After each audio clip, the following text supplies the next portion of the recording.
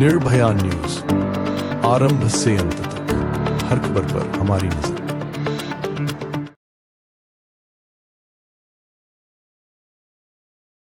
ક્યાંથી પકડવામાં આવ્યું છે અને ક્યાં આપવાના હતા? ટોટલ મુદ્દામાં કેટલાનો થાય છે?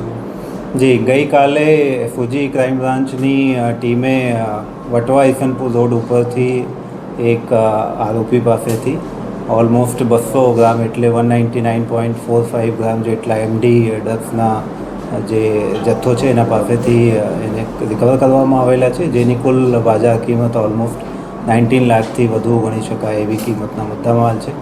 હાલ એ જે આરોપી છે એ અહેમદાબાદ શહેરમાં એમપીથી આ ડ્રગ્સ લઈને કોઈને ડિલિવર કરતા એ પહેલાં જ ટીમે એને પકડી લેવામાં આવેલા છે અને આગળની જે પૂછપરછ અને જે ઇન્વેસ્ટિગેશન છે એ હાલ ચાલુમાં છે. ક્યાંથી લાવ્યો હતો ડ્રગ્સ અને આ વ્યક્તિ છે ક્યાંનો અને આનો રોલ શું છે? એટલે મતલબ આને કમિશન મળવાનું હતું કે મેન પેડલર છે, સેલર છે? એ શકીલ પઠાણ કરીને આરોપી છે.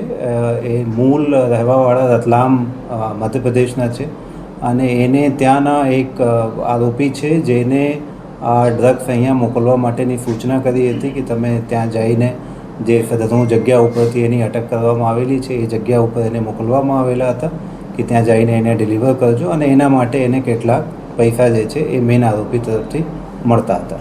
કોણ છે રિસીવર? કોણ છે એ ખબર પડી? રિસીવરની ઇન્ફોર્મેશન